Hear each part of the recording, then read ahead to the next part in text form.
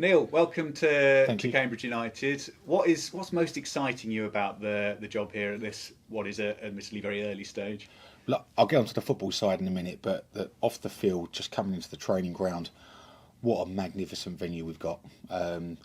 What an infrastructure at the football club. The fact that I've come on my own to work with the staff here shows a little bit of alignment in the sense of that the football club's got real core values and honesty and trust with the people within.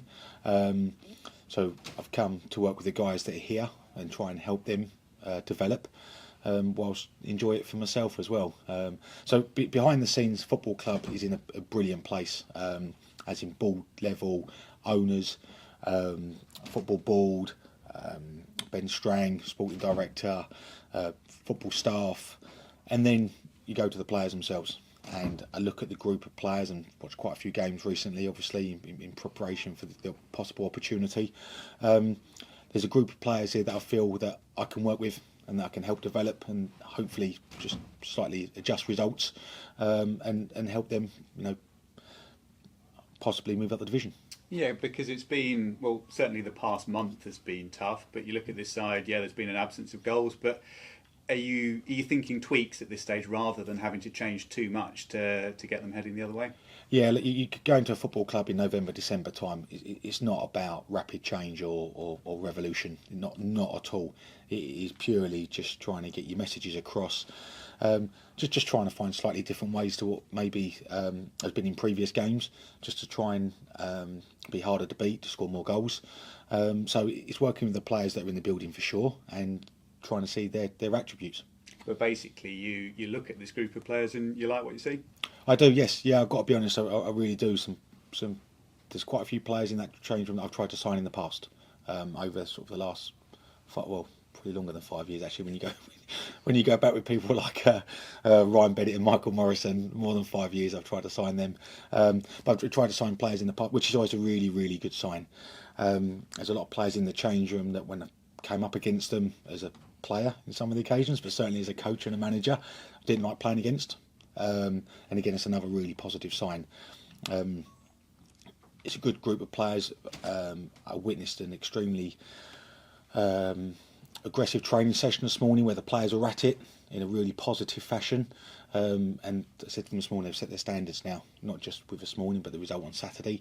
And it's making sure that we adhere to them at every opportunity. Yeah, you mentioned the culture, if you like, off the pitch and what's been done, and clearly Mark was a big part of that. It's perhaps a little trickier when you come in following a guy who has achieved so much over a short period of time, but I guess you have a bit of experience from that maybe at Cardiff. Was that a similar situation when you went in there? And obviously Neil Warnock had done big things directly beforehand. Yeah, I think first and foremost we respect and pay tribute to the work that Mark Bonner's done here at the club, and as sometimes following managers not always ideal, but following someone like Mark and the legacy that he's left and the foundations he's left is a brilliant opportunity for me. And he's a really class bloke, and he's helped build this football club along with Paul Barry and Ben Strang and a lot of good people to build the foundations for where they are today and hopefully the development for the future. Yes, I followed in good managers in the past, really good managers in the past. Ian Holloway in at Millwall, Neil Warnock at Cardiff. That obviously when I went to Cardiff, had just come out of the Premier League and wanted to get back there rapidly, and the results hadn't gone great. And again, it's just trying to work with good players and good people, and we managed to do that and got very, very close to the Premier League. Here is the same.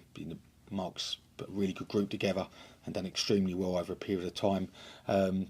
I believe there's a really good group there and a lot more potential in the group to gain better results. We've always got a tough run of fixtures in front of us, but that starts Saturday against Charlton, and that's down to me to get more out of the group. Yeah, and presumably from the other side of the coin, being ingrained within the club, you know all about that from your relationship with Millwall. Yes, yeah, Millwall's a personal football club that you have to have strong beliefs and desires and certain traits to play for. Every club has its own identity. For me personally, coming to Cambridge United, I want to bring all my personal traits with me, and I want to represent the football club and the fan base the best I can. And I want us to be a football team that people don't want to play against. And that's the biggest thing for me.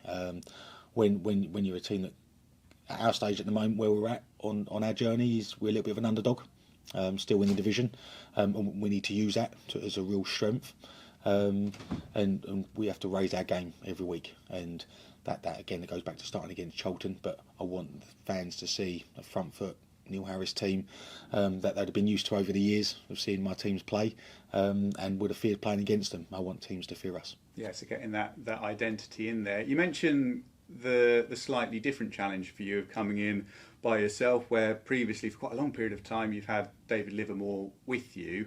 You're going to have Barry and Kevin moving forward. Presumably, therefore, that was part of the challenge where you wanted to do something different. You wanted to freshen things up in that respect. I think it's more, for me, it's more the philosophy of the football club, and it shows the core values of this place, that they wanted a head coach to come in and work with the current staff, because they've headhunted them and recruited them and believe in them. And once we sat through it and discussed it, obviously it was a decision night to make. Do I come on my own to work with the guys? But done my references and my research. Two really good coaches. Barry, I've known for quite a long time from playing with him at Southend many moons ago. Worked with Lawrence Bloom within the sports science department for a long time at Millwall. So I've got good relationships with the people here already. So if I didn't feel that my attributes wouldn't suit them, then obviously I wouldn't have come. But I feel like I've inherited really, really good people and talented staff. Do you also have a conversation with David just to say what's going on? Because I guess the expectation, don't know where he would have been a few weeks ago, but perhaps he would have thought he was going to be part of whatever you did next. Yeah, well, we've worked together for a long time, so a bit foreign for both of us. Not be getting up and driving into work together, but that's the beauty of life, isn't it? You have to have different challenges. And it might be really refreshing for us both to have a slight change, but our relationship is strong and very, very close as friends and families.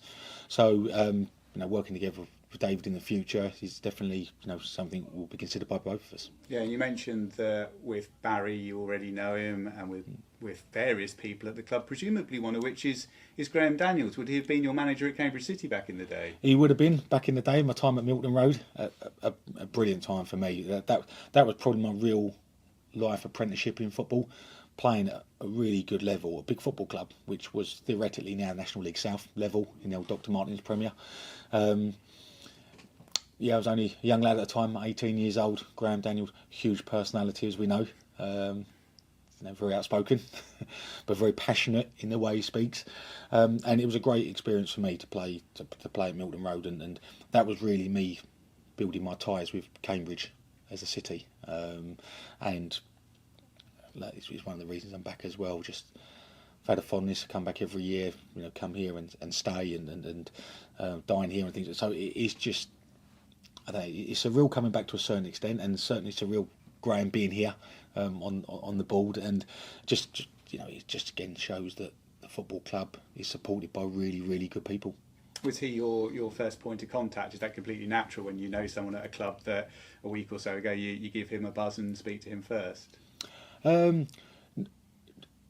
Well, yes, behind the scenes, yeah. So when originally spoke to the agent, spoke to club, obviously it's Ben Strain, sporting director, is his responsibility to start the process to find the next manager.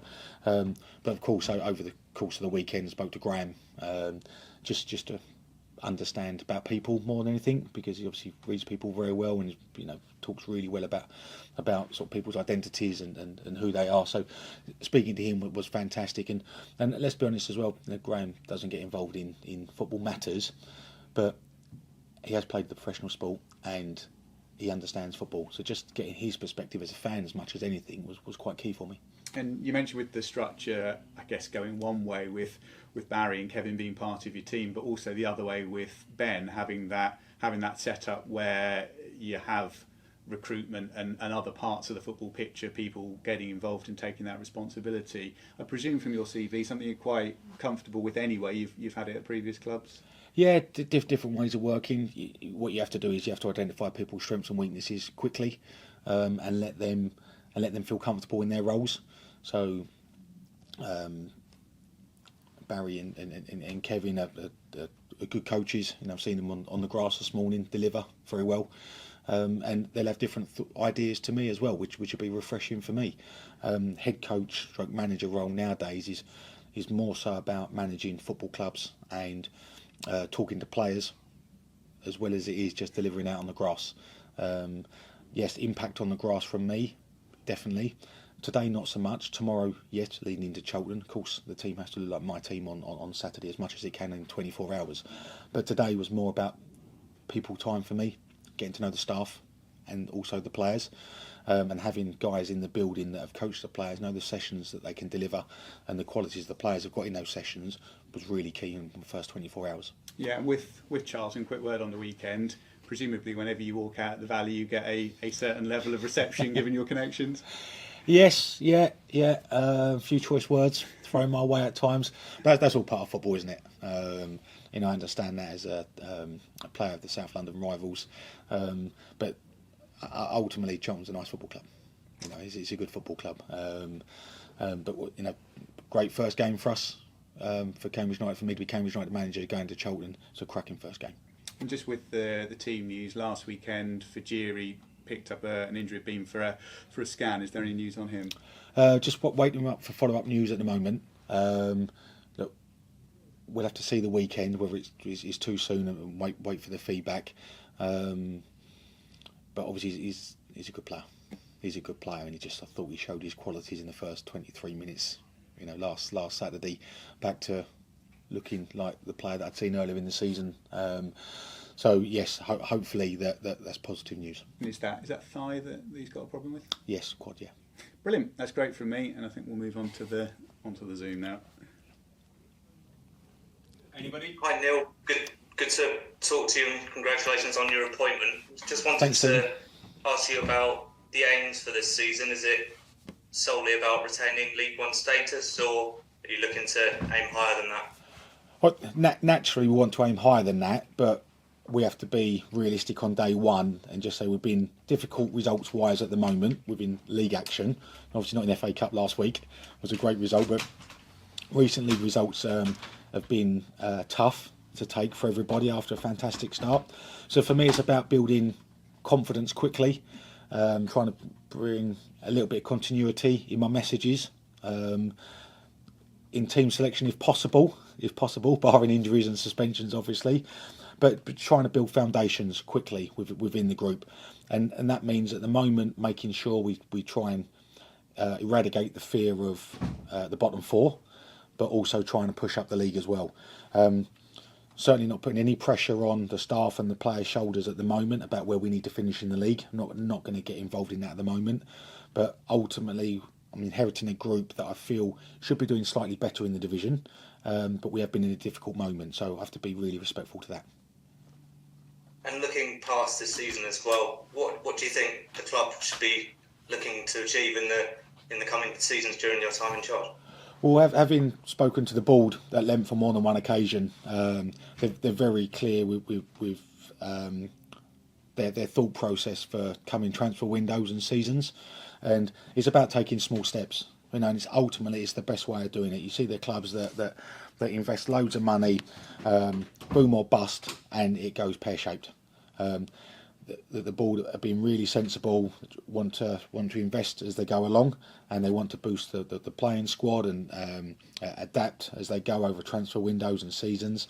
And it's about taking those small steps. Ultimately, the aim of the club is to be into the Championship and be sustainable in the Championship, and be a regular in the Championship. But you have to build those blocks to be able to get there. And on January, as well as you mentioned, how much scope is there to strengthen the squad, and is that something that you're going to be looking to do? Yeah, I think for most football clubs there's always a little bit of scope to be able to adjust the squad.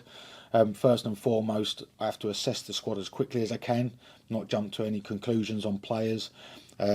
Obviously what you find in January a lot, you tend to find a bit of a left field one. Somebody might come to me and say they're not happy for whatever. It could be family reasons, it could be anything, but you do tend to get one of those, or somebody comes and says, look, maybe I've not played as much under Mark, I've not played as much in your first few games, maybe I need to go and play some football. And it's not then just about being really selfish, it's about trying to make that happen and be creative at times. So that might affect the window. We have still got quite a few games between now and sort of the middle to end of Jan where anything can happen on injury and suspension. We have to adjust. So you've always got to be in the thought process. But over the course of the last sort of 5 days, I've spoke to Ben and the recruitment guys and just put my ideas across to where I think the club might need to boost certain positions. Are you able to share any of that at this stage about positions that you might look to strengthen?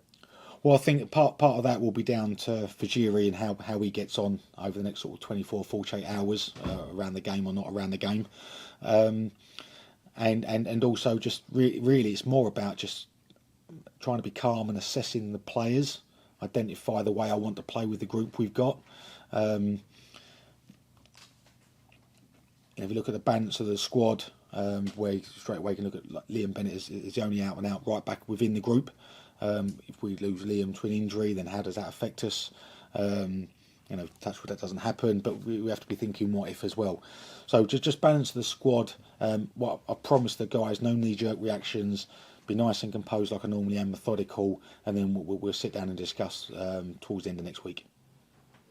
Just on Saturday's game as well, you've obviously not got too much time to work with the players. What are you looking for fundamentally in that performance? Is it mostly about full commitment, maximum effort, that kind of things, the things that the players can control? Well, players can control personality and character, and that should never be in doubt for a Cambridge United team. Whether that's at the Abbey where we should be really, really tough to play against, but also on our travels as well. That's been the strength of the group and the club over a few years now, and that should be a non-negotiable. It's a non-negotiable for a Neil Harris team, but should be a non-negotiable for a Cambridge United team as well.